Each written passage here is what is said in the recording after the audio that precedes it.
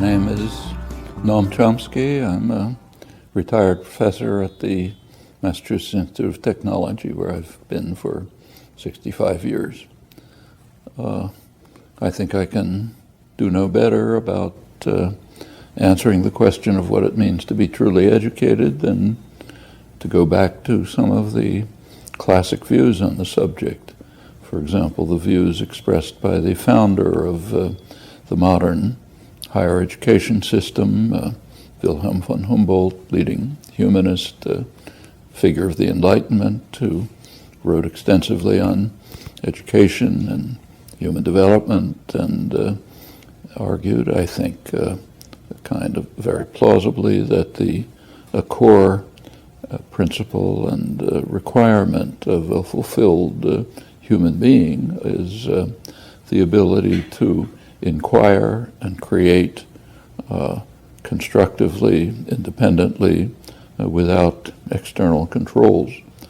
To move to a modern counterpart, a leading physicist who taught right here used to tell his classes that it's not important what we cover in the class, it's important what you discover. To be truly educated from this point of view means to be in a position to inquire and create on the basis of the resources available to you, which you've come to appreciate and comprehend, to know where to look, to know how to formulate serious questions, to question standard doctrine if that's appropriate, to find your own way, to shape the questions that are worth pursuing, and to develop the path to pursue them.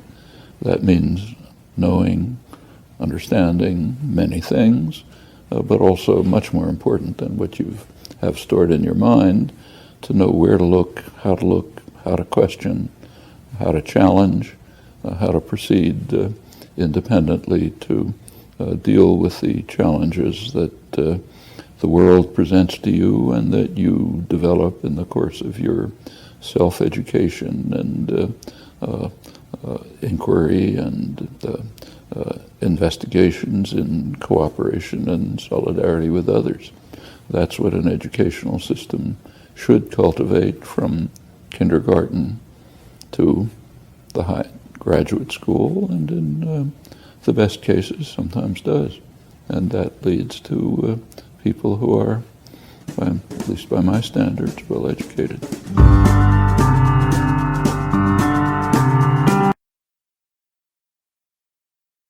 Massachusetts Institute of Technology, where I've been for 65 years.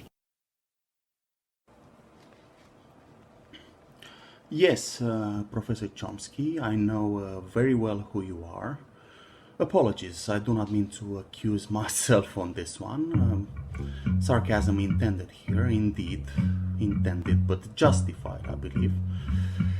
I am highly familiar with your work and, what is more important, the context of your work. Yes. Though I do not have access to the actual famous paper you wrote back in the 50s, I believe. And from this perspective, I think it would constitute a huge achievement for mankind, and in particular the memory of your monumental works in the areas of linguistics, computer science, and psychology. Yes, it would constitute a great advance if the younger generations would in fact have access to the original papers and the original context of your work. So allow me to explain to them properly, I believe, what that context was.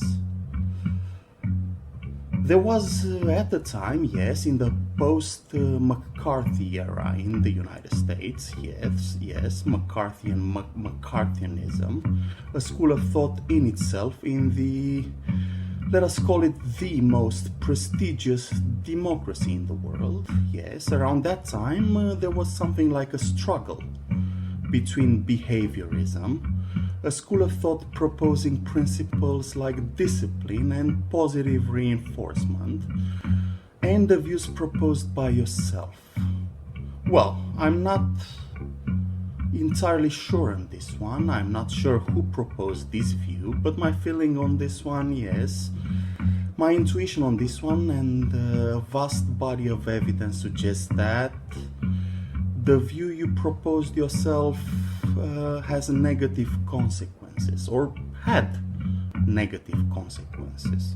You must remember that if you sign something like this or like that back at the time yourself, history will in fact hold you accountable, dear sir, unless we're talking a situation of, say, Pax Romana, if you know what I mean by this, a situation in which the world itself has one central processing unit, if this terminology is permitted, and that CPU dictates, if I may say this, what has happened in the past. So I do believe that only in that particular instance somebody's views will in fact be praised as correct, regardless of whether they were beneficial for humanity in general. Now, what you have proposed, Professor Chomsky, is viewing a human being as having innate capabilities. That is all that you have proposed, if I'm not mistaken on this one. Now, we know where precisely this is leading, and I'm sure that anybody that has a degree in logic, for example, however, we're also talking law and order in society, we're talking economics, and we're talking eugenics. Yes, eugenics. Eugenics is kind of similar to a biscuit we used to eat in Romania. We used to do it before the fall, so to speak, and after the fall we are still doing that. Yes, eugenics. Alright, so any person with a graduate degree in logic would agree with me on this one, would agree with where this is going. And let me be explicit, though please bear with me, I shall not be ruthlessly specific here. We're getting at, yes, we are going towards devising the philosopher's stone by synthetic means. And one more step in the argument, and I promise it is about it. This philosopher's stone shall be accessible to anybody, and I'm sure you are able to see this argument through. The stone will be available to anyone that is able to purchase it. Sort of like, say, diamonds in a particular point in time, around 80 years ago now. Okay, so let's skip over this fact. I'm not going to accuse you of being Nietzschean or a Viking or anything like that, because I know you are not, so I'm not going to state falsities here. However, I'm going to ask one simple question, and I'm looking forward to your answers, if you will be kind enough to dignify these questions with answers, because I have more than one question. So my first question is, how does one purchase philosopher's stone in a world in which currency is ultimately a highly volatile thing? I'm asking this because I would certainly be extremely interested in the stone myself. Okay, so thank you very much. Thank you for the compliments. I like it how you keep saying that I am smart and handsome. You keep pressing on this particular fact. Handsome like my mother, yes, you heard me right, handsome like my mother, and smart also like my mother, and I'm paraphrasing the classics here. Perhaps you are going to let me translate a little bit from the doctrines, yes, the doctrines, as I'm a little unsure what doctrine you are in fact referencing. Okay, we can talk about that later.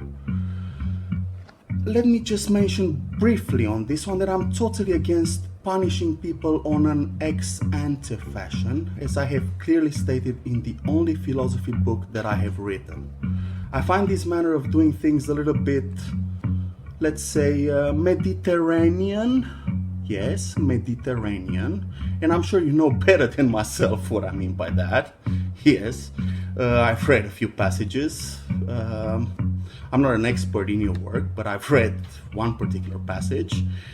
Now, to nail the nail properly, I'm sure it can be easily seen that the statement, all populations are Mediterranean, is in fact false. Thank you very much.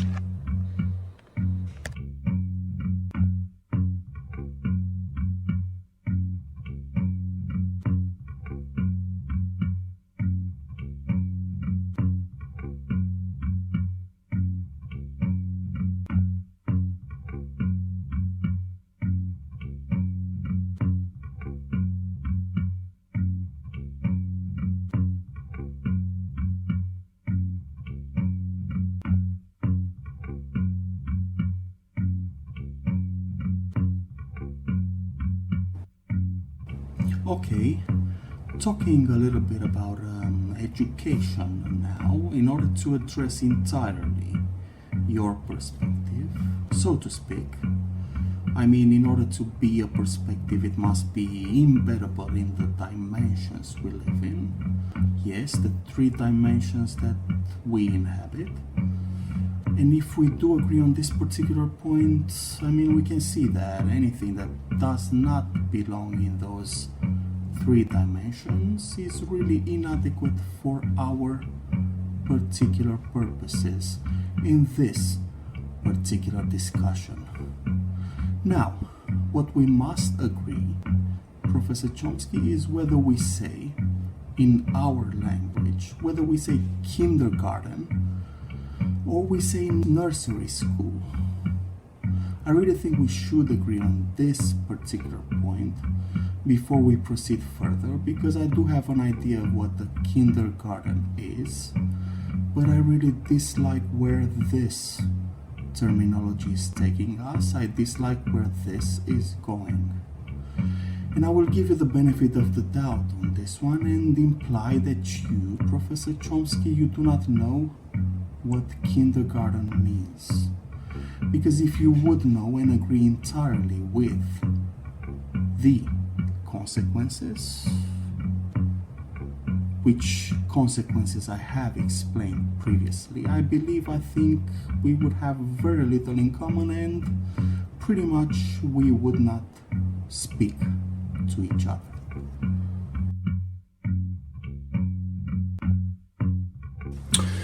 Because what you are trying to say here, I believe, is that I'm on the wrong track. And I'm not entirely convinced on that because, well, to be specific, and I believe you have said that yourself, there is a lot of stuff on the web, on the internet, that is specifically designed by people that are able to read and write. And I'm a little bit confused on this particular aspect. So I do think I am on the right track here. Yes, I enjoyed this speech a lot. Challenging ideas, challenging doctrines, or challenging systems of power is not, I repeat, is not what should be a mechanism in education. So I am being specific on this particular fact. And rather, from my perspective, a very personal perspective, it's something that I have learned myself, and I've learned it the hard way, as I'm sure you did as well, sir. I think, so let me repeat this, I think challenging in itself, I mean, it is a good skill. Critical thinking is an excellent skill. Depends how we use it. If we use it in science, yes, it's perfectly fine.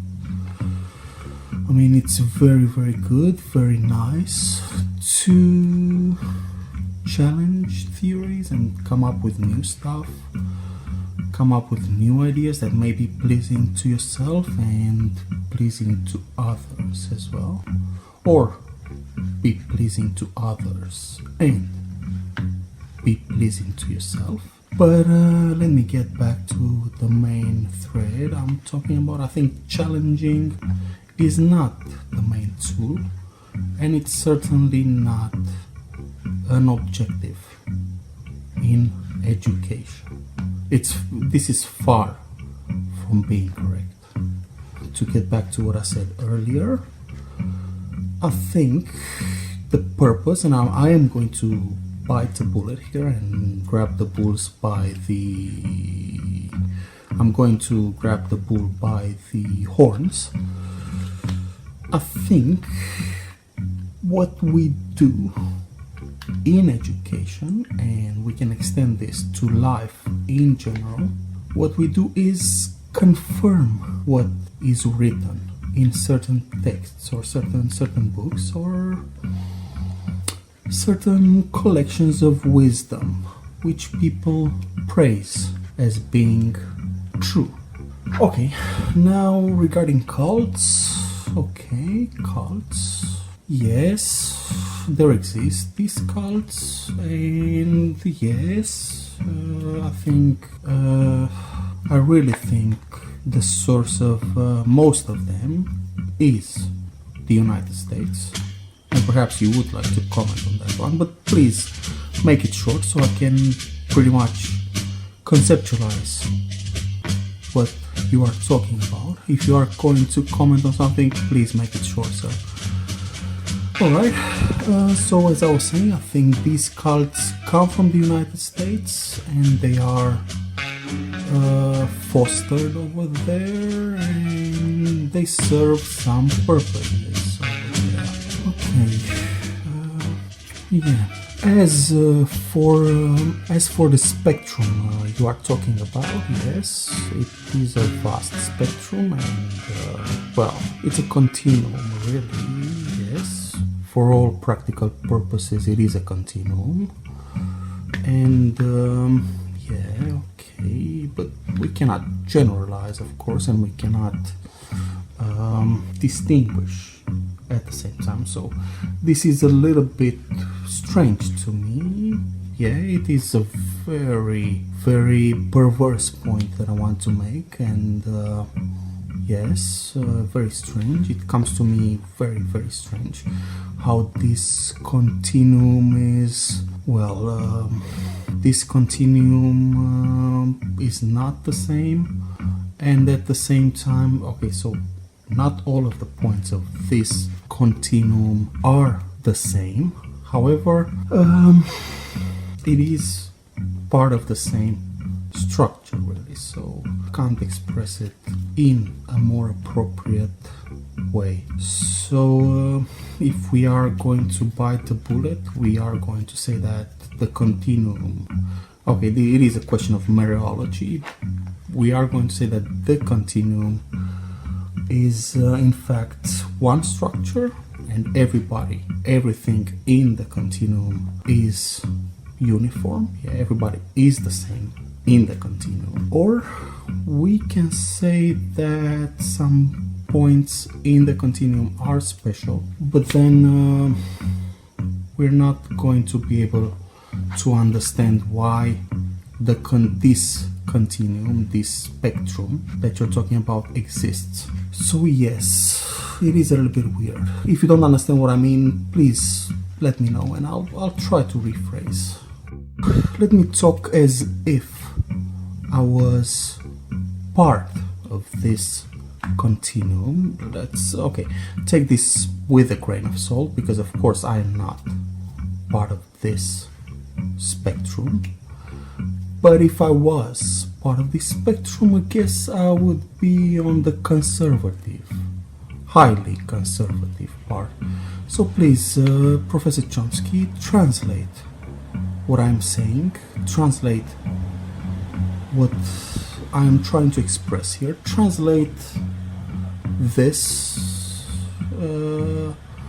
following point, translate it to the conservative part of the spectrum you are talking about. Here, I was expecting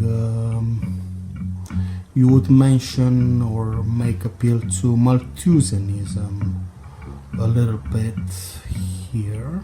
However, you haven't. Well, you mentioned something about plumbing and cities and things like that, so it does appear to me that you wanted to say something about that. And okay, alright, you have not. I think you have not mentioned Malthusianism. Perhaps you're saving it for later, and that is okay. That is perfectly fine. Coming back to the purpose of education, I believe I have stated this before. The views, the Too Sharp proposes challenging established views, and the other view, the view that proposes conformity. Yes, the two views, I think they're far from being correct. And I have said it, and I'll say it again, and I'll say it loud if I'm required to. The purpose of education is actually to confirm folk wisdom, Professor Chomsky. It's actually to confirm things that have been validated in the past, and things that are universal, things that have been validated in the past and they are still validated today, and they've been validated in the recent past too. A little bit confused on this one because I see particularly among the younger generation, I see a lot of confusion going on. Yes. On the internet, yes. Yes. I see a great deal of confusion among young people, and I'm unhappy about that, and I'm sure you are unhappy about that yourself. And you've mentioned something about Twitter a long time ago. Well, a few years ago, you mentioned something about Twitter and how you dislike the style of communication of that was something that kind of sparked my interest. I don't particularly think that social media is in fact damaging. As you say it yourself, I agree with this. Technology is neutral. However, I think we should press on this particular point. Professor Chomsky, you are stating falsities here. You are stating something that is entirely false. Yes, technology in itself, a computer in itself, or a hammer, or anything else, these things are neutral. However, I really think the damaging aspects of this particular device, a computer or a hammer, yes, I think the damaging possibilities outweigh by far the beneficial aspects of these objects. And when I say that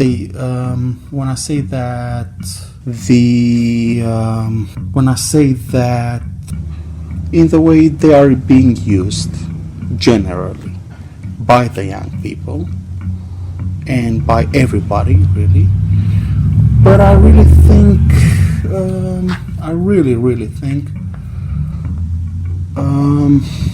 there exists the other aspect, an aspect that I've made explicit, yes, is the Philosopher's Stone, which, a question that you have not answered, I believe. I've listened to this recording several times and I've analyzed it properly, I believe, and I really think you have not addressed this problem. And, perhaps you do want to bite the bullet and address it.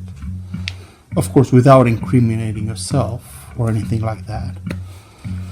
The question of the Philosopher's Stone should be addressed. You should say something, at least something sensible on this particular matter. For what indoctrination means and following your proper considerations, I am going to say that at my level, for example, I'm talking about specifically about myself, I am going to say that I'm far beyond shelving products in a supermarket for a job, yes, and I would not be able to do this job because I am highly educated, yes, so education from that particular perspective can be seen as a handicap, yes. However, I have done that in the past, yes, I have been shelving in supermarkets, yes, and I think that particular experience in itself was part of my education, and I'm really happy I've done it, and I'm happy about myself that I have done it well. Yeah, that's about it. Let me just propose something here. Maybe perhaps I can help you a little bit over there in America, as I am trying to do. I'm trying to help you, honestly now. I am really trying to help you. I really like culture of work, the culture of fostering a work ethic. And of course, when we speak about work and about working, we should mean that good work should be done, yes. However, when we speak about work, we should speak about work only, and this is my perspective. And when we speak about browsing the internet in a particular sense, yes, perhaps that has a purpose, yes. When we speak about browsing the internet in a particular sense, we should keep it to browsing the internet. So that happens at home in a particular context, that context being intimacy, yes. Whereas work should remain just that, work. I am going to say that. I am going to say something here. I'm going to say that browsing the internet at home is not what one would call kosher, especially in the Sabbath. And you know what I mean by that. I mean, there exist things that we should not do in the Sabbath, and these things, I really do think these things are not restricted to believers only, or followers, believers or followers, or other kind of people in the spectrum. I really think this theology, yes, it is about theology, and it is an important aspect that I want to raise. Basically, spirituality, if you want, yes, I am going to say it. The aspect of spirituality should be accessible to larger population than believers or followers. Yes, believers and followers being the two extremes of the spectrum you are talking about. So let's jump a little bit outside the spectrum, yes, and let us popularize, if you want, or let us yes, popularize these particular beliefs, because I really think that everybody has the right of living a good life according to morality and according to God, if I may say so. So if a person is happy with a supermarket job, they are free to stay there. And what I have learned from studying esoteric systems is that, well, this is perhaps the most important lesson that I have learned, is that the person should be judged holistically, and yes, not necessarily according to degrees, or not necessarily according to achievements, if you want. So let us exclude achievements from the general purpose of education. So this is the helping hand that I'm handing you over there in America and at MIT in particular. Yes, everybody should be free to shop in supermarkets, and I think that's okay. That's particularly okay. Yes, people that want, okay, and also, however, and this is important, I really think people that are interested in pursuing or fostering their own education should, in fact, be allowed to do so. Alright, they should be allowed to do so, and nowadays, yes, as you mentioned, technology is indeed changing, and it's changing fast, and it's changing, I hope, for the better, but this may not necessarily be so on the long run. Yes, I think it's easier to become educated, it's easier to self-educate, and it's a lot easier to comprehend things.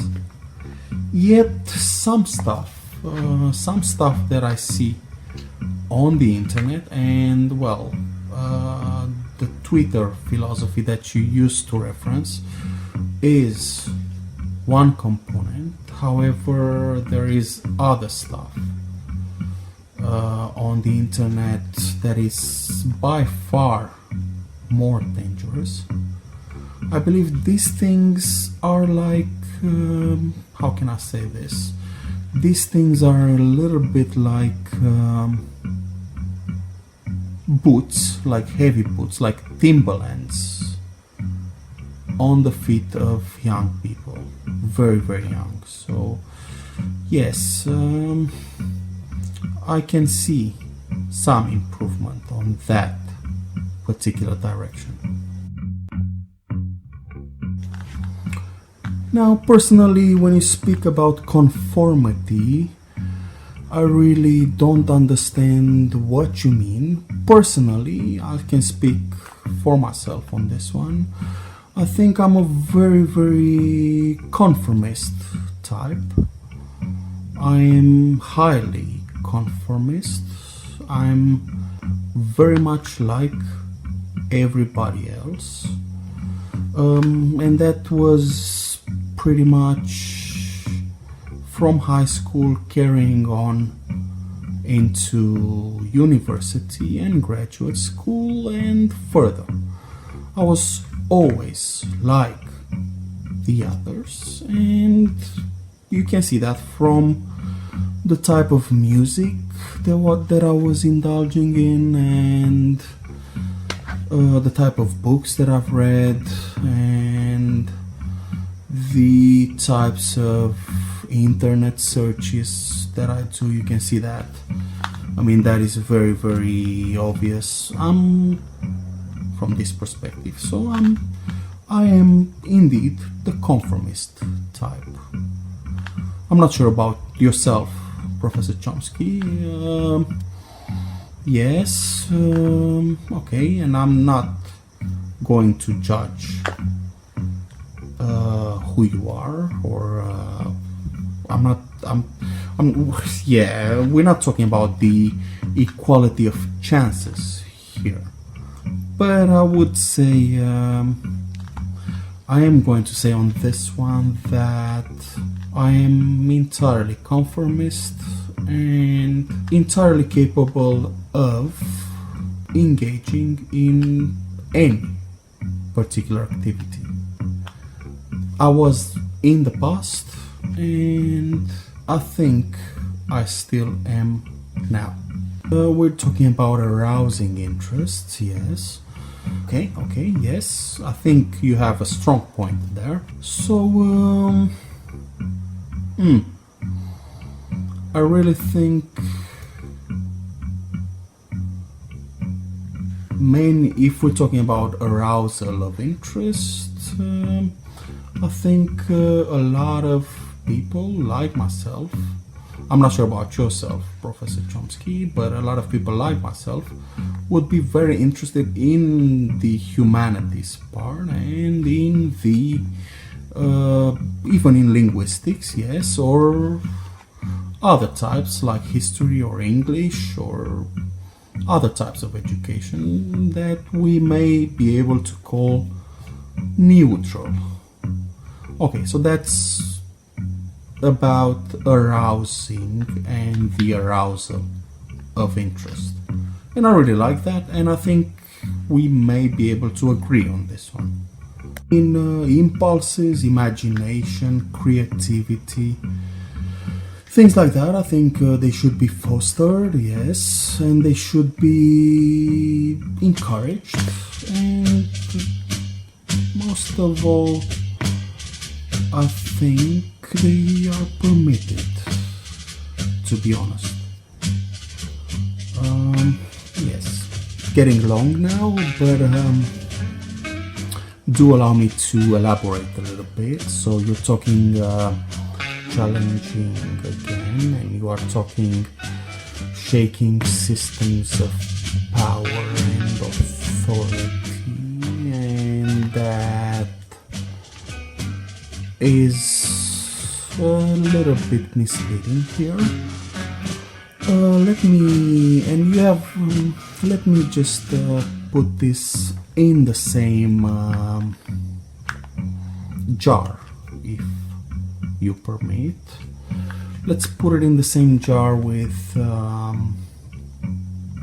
the spectrum you're talking about, and also let's put it in the same jar with the question of spirituality. Okay, there exists a tree.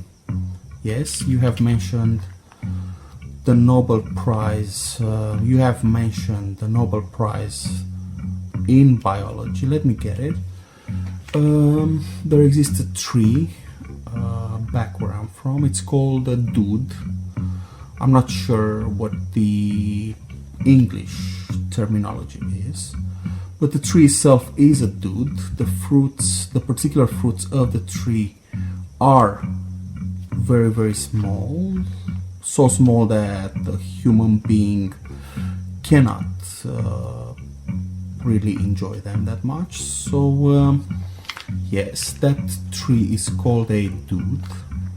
I mean, it's not the fruits that are called dudes, it's the tree itself. It's a big tree, and we like that tree very much. The tree itself is dude. It's a big tree. It's the big dude, if you know what I mean. And the fruits of the tree fall on the ground. They create a lot of mess, but it's really well, it is a lot of mess for humans and human beings. It's not a pleasant sight. Yes, the fruits fall from the tree, and if they are the fruits themselves are a pleasant, well, they're not pleasant for humans because it's very messy. However, the fruits themselves are very good for domestic birds, and we can see a very nice food chain. And yeah, I would say this particular model is very nice for warm areas in Europe and around Europe. Sailing vessel and telegraph, that's interesting. Let's talk about television, sir, and the movie theater. Yes, the movie theater, if you know what I'm saying. And there is one particular movie that comes to mind. It has to do with the God Squad, yes, and it has Ben Stiller and Edward Norton in it, I believe, and another girl, which is okay. The girl is the Sugar and Spice over there, I believe. So yes, this is the most important thing in this particular perspective and around the times that we live in now, plus or minus. God Squad, Ben Stiller, Edward Norton, yes? Okay, let us stop here for now. I know kids are extremely smart these days. I'm talking about my kids, I'm not sure about yours. Alright. I think it was a productive session, Professor Chomsky, and I'm looking forward for you addressing the problems that I have posed in this particular session.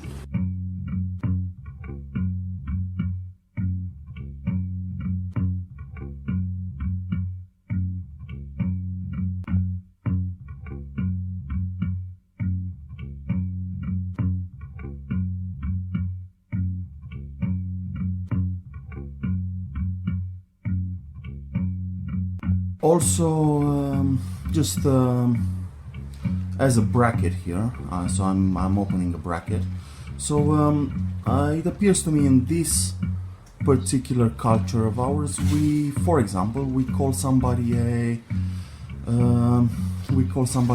pedophile if they are influencing kids. So they are influencing kids in a particular way. And well, somebody like Jeffrey Epstein, for example, who actually was an actual pedophile, and well, yeah, that serves two purposes here. First of all, it destroys the morality. Well, it shakes the morality of ladies and gentlemen. Yes, ladies and gentlemen. It shakes the morality of gentlemen in general. And well, for the people that are trying to influence young people and younger generation in a suitable way, so they are prepared for the future. We have reserved the label of corrupting them, corrupting minors, as I would say, if I was to express this in a gentle way. And I really think this is a Yiddish joke. It is an Yiddish joke, and I don't really have the sense of humor in this direction. You have heard me right on this one. I really think it is necessary that we open those lists in communities, in America especially, but okay, this happens in Australia, in New Zealand, in other places. We should open those lists, the list of people rejected by communities, people that are imprisoned for this particular types of offenses, and we shall see that they are people that have served the good in general, and they are labeled in a particular way, in a particular fashion, because they have served the good and they have served their communities. Again, a very, very Zionist joke, if I may say so. And also a Mediterranean type of joke, because well, we know Socrates, for example, was brought to trial for corrupting people, corrupting young people, and this the type of crimes Socrates, for example, was accused were of an ideological rather than sexual nature. So yes, I believe saying that a person who is guiding the younger generation and is guiding maybe their equals, yes, a person who is guiding their equals, people that are the same age with themselves, saying that these types of people that are charismatic people, yes, indeed, saying that charismatic people who are guiding others in a particular direction, they are guiding others towards the truth, saying that these people are in fact criminals, yes, saying that they are breaking the law, is a little bit forced. Well, more than a little bit forced. It's it is something like an outrage, sir. To state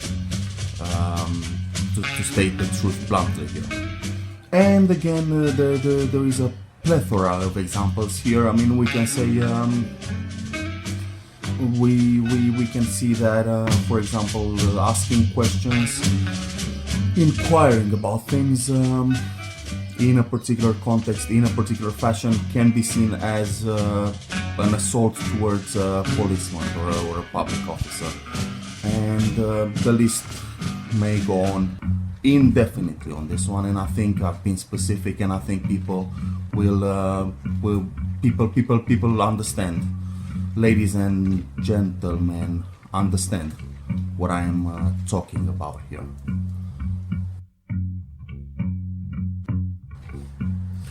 And of course, in my opinion, I think, how can I say this? I think, it is obvious that this manner of doing things is a little bit, more than a little bit, it's grossly perverse.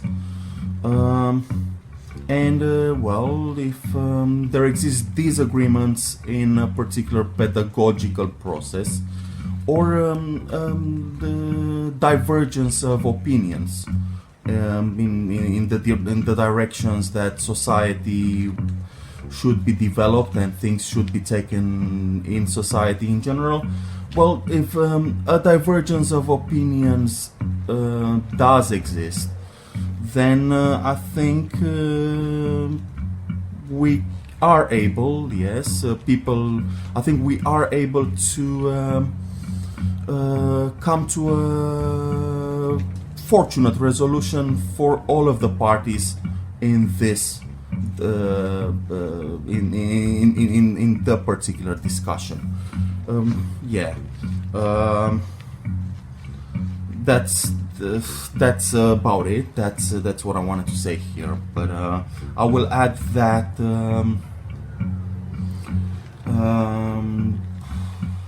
accusing or bringing somebody to trial, for example, for criminal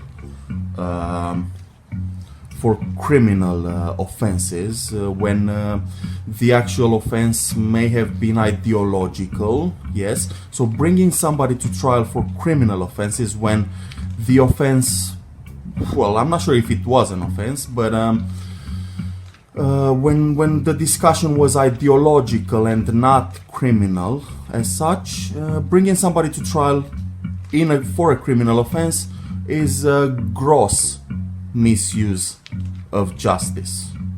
And I'm not talking necessarily about myself here. I think these things happen in a very large scale in our society today.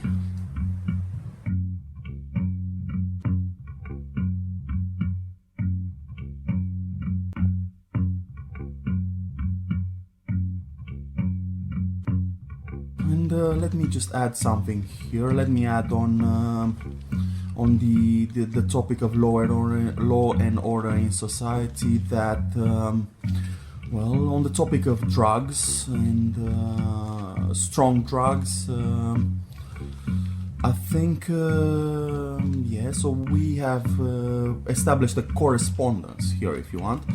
So the correspondence between corrupting minors, yes, and education, right? And the correspondence between asking questions in a blunt way, yes, I will grant you that. Asking questions in a blunt way and assaulting law and order, yes. And I will establish a third correspondence here, and that's between drugs, yes. That's the correspondence is between the usage of drugs and a certain depth in thinking.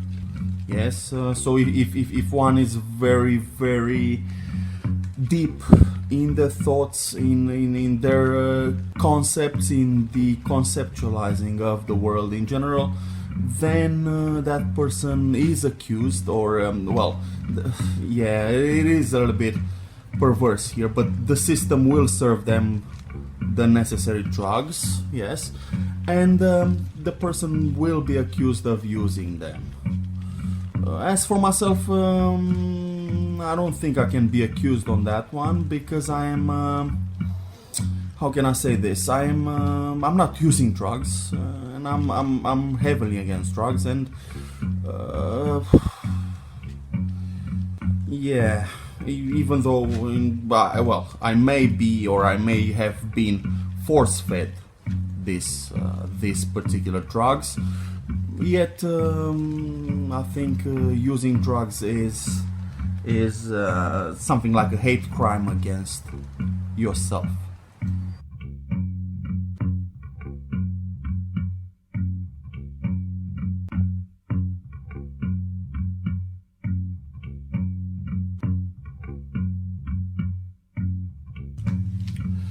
Now let me talk a little bit about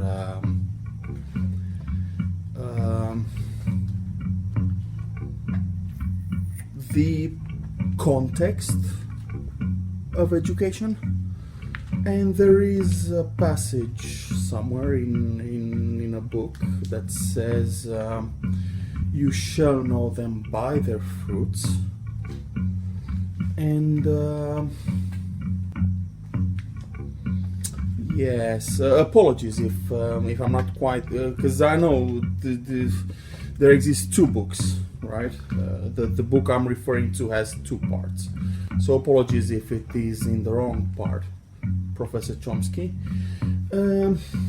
But, and I'll say this: some people in America they like this passage very much, and they quote this passage. It is a passage. It's and I'm not reading it right now, but the particular phrase, the particular statement that I'm interested in is, "You shall know them by their fruits." Okay, and well, it is a dangerous passage, I agree, because it may be read in the wrong way. So we can read this in a sort of Nietzschean. Well, I'm not an expert in Nietzsche, but we can read this in a struggle for power kind of context, yes. Or we can be a little bit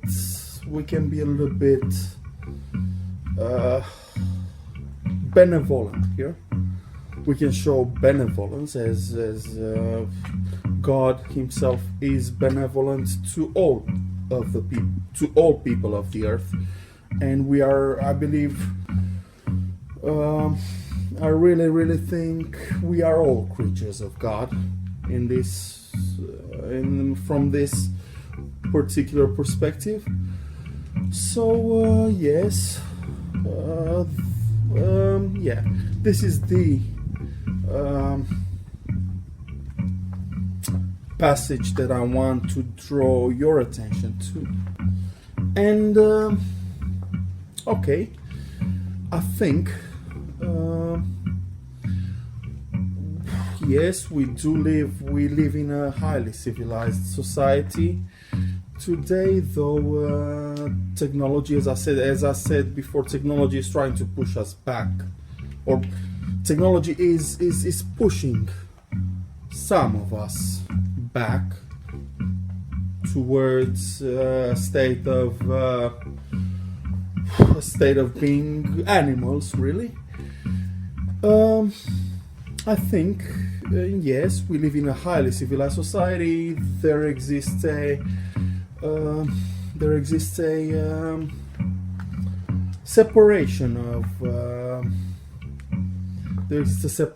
of trades in society, a separation of activities. It is called the division of labor, I believe. Yes, and okay, I really think information in order. Okay, so in order for a person to be judged holistically, in order for a child to be educated properly, and in order for a fruit to be enjoyed properly, yes, so that the tree itself may be praised, yes, I think information in society should flow correctly, and that's everything that I want to say on this topic. Hello again. Two other Chomsky interviews were posted, one on education as indoctrination and the other on stupid people. I have not paid close attention to these posts, as I believe they do miss the point. What I believe is the following. Nowadays, people are three things. They are lazy, indolent, and dependent on comfort. Well, these equate to the same thing, really. I know of a man who fails to distinguish between pork fat and pineapple. We go to the local grocery shop. The apples are there, the bananas are there, the milk is shelved. However, we all believe they've arrived from outer space. We thus become kind of spoiled. We think we deserve stuff. Where's customer service? Let me talk to your supervisor. Yes, this is extremely bad. The culture of servicing, the culture of customer service. Taking pleasure in other people's misery is just one step ahead, following this logic. I have indeed noticed your Huxley influences. Yes, Aldous Huxley, Professor Chomsky. For myself, speaking on my behalf, I do not necessarily believe a high level of education to be compulsory these days. I think working hard should be sufficient. Now, when you came and spoke to Foucault in the 70s, you have done that in a manner which was a little bit perverse. Well, more than a little bit perverse, it was deliberately perverse. You came as an opponent of the Vietnam War, yet you spoke on behalf of MIT as an advocate for American imperialism. And there's a plethora of other examples. The first one that comes to mind is Michael Moore, who in fact is advocating American imperialism in his movie Fahrenheit 9/11. The fact that he was criticizing George Bush over there is an illusion, an optical illusion. He was probably funded by George Bush. He probably still is. However, you are an intellectual, Professor Chomsky, and I do understand. People must understand that an intellectual's position is far beyond partisanship. And you are also Jewish, apart from being American, which is a plus and explains two things. It explains how and why you have survived those tumultuous times. I'm also of Jewish heritage myself, but I'm nearly out of breath now, to be honest. I am, however, happy we both are still here now, and we're in the possession of the big picture. I'm happy for you for this fact, and I'm certainly happy for myself. The big picture, the great perspective being the great battle between good and evil, and the problem of Hermetism, as also described by Nietzsche in his works. Nietzsche started the Second World War, and his works had to be mystified subsequently. I'm glad we both have the big picture now, and I'm looking forward to hearing from you on this. Thank you, Professor Chomsky. As for the unbelievers, it is the same whether or not you forewarn them. They will not have faith. God has set a seal upon their hearts and ears. I mean, to me at least, it is entirely clear what the Prophet Muhammad, for example, has in mind when he writes down the words unbelievers and evildoers. And I'm going to say something here. I will say the following thing.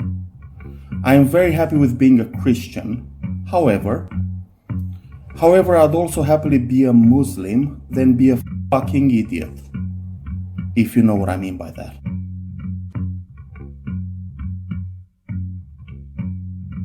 Okay, so I want to say something on religion here, as it seems to me our discussion is going, like it or not, in this particular direction. Therefore, philosophical standards dictate that I am required to say something on this topic. I hope I'm not offensive to anyone in what follows, as it is a sensitive topic. Religion and politics are things of a highly sensitive nature, almost pornographic. Religion and politics, they are almost of a pornographic nature. Politics is something that I hear about from time to time, yet I have little interest in this topic and even lesser interest in developing my skills in this direction. Politics has its purpose, but I think the purpose of politics, as I understand politics, should be very light in a normal society. I mean, we all vote. We vote for someone we think is the best or has the best program, and that's it. I can safely say that inside the voting cabin, that's one of the few places where I myself can enjoy perfect privacy. Right there when I'm voting. That's my 5 seconds of privacy. Yet religion is slightly more, a lot more complicated. So complicated that in my opinion stands at the antipodes to politics. Religion has the potential to make people alive, and that is a good thing. As I said before, I think we are required to be serious on these matters.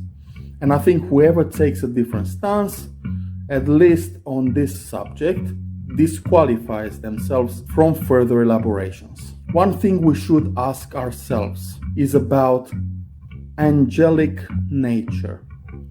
How does angelic nature manifest in each of us? Where does angelic nature manifest? And then how can we bring forth this angelic nature that we all possess in a state of fall, in a state of lack of grace? I think I have not offended anybody so far. I know for a fact all religions that have as a source the Old Testament, the Abrahamic religions, all of these beliefs have some sort of conceptual understanding according to their culture and their race, if I may say so, a conceptual understanding of what angelic nature is.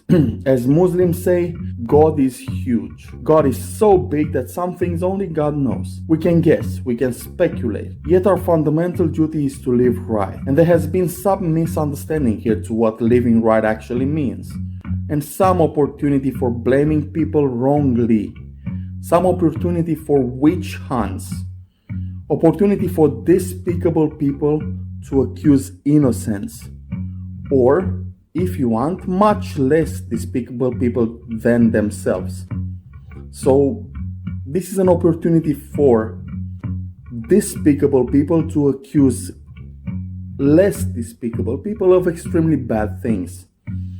Muslims tackle the problem of evil easily. A sinner, when brought in front of their sin, when brought face to face with their sin, they will blame their sin on God. Yet the Prophet of Islam takes this fact as given. Yes, God is the one who made you like that. You sin. I mean, it all depends what type of sin we're talking about. Some minor misbehaviors can be overlooked, yet not indulged in. So you sin, okay, you sin, then it's God's fault if you want. Yet I'm going to dispense your punishment. I really think that's a decent perspective here, if we're talking obedience, justice, common sense, and realism. I'm going to commit, so to speak, on this one and say that I believe in angelic nature. I believe the angels show themselves to us. I further believe they are here with us, partaking in our pain. The angels are here. Some of us have them, perhaps. Some of us have them, the angels, perhaps, though I am unsure on this. And here is an interesting thing. Here is where Buddhism comes into the picture. Through the process of dealing with pain in a suitable way, we must remember about the correct seiza position when meditating and the correct spirit in which martial arts are carried. I think we are able to summon positive karma, positive energies around us. Though Buddhism is like drinking fresh water these days, when there's an immense amount of pollution around us. To give you an idea of what is happening, I will say that much. Imagine you are faced with a being that has angelic nature. Would your first impulse be to slaughter that being just because you can? Just because you have the ability to do it? I not only hope I have upset many people on this one, I also hope you understand what I mean.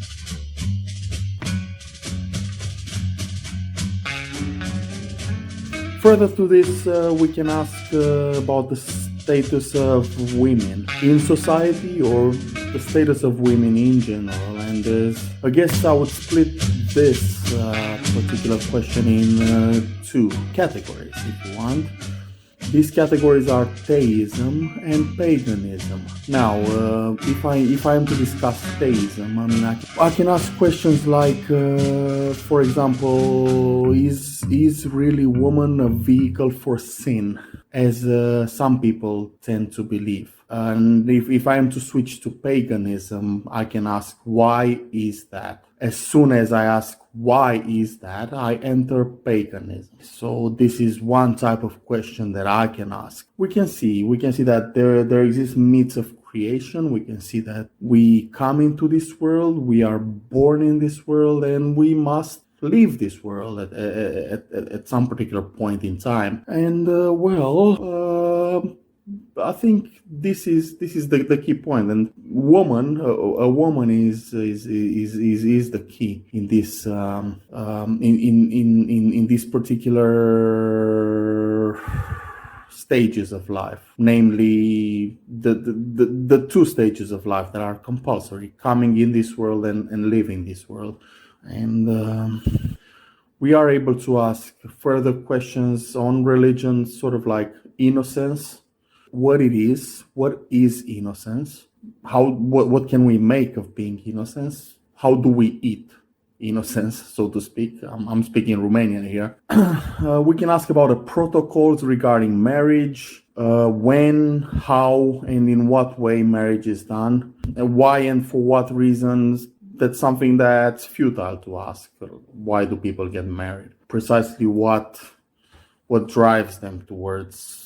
That's when we get into mind control. We get into mechanisms of mind control. We ask things like, why do you love me? One of the oldest tricks in a witchcraft book. Why do you love me? Okay, why do you love me? Prove that you love me. Show that you love me. That kind of thing is not acceptable to my standards. And so on and so forth. These are the types of questions that we are able to ask.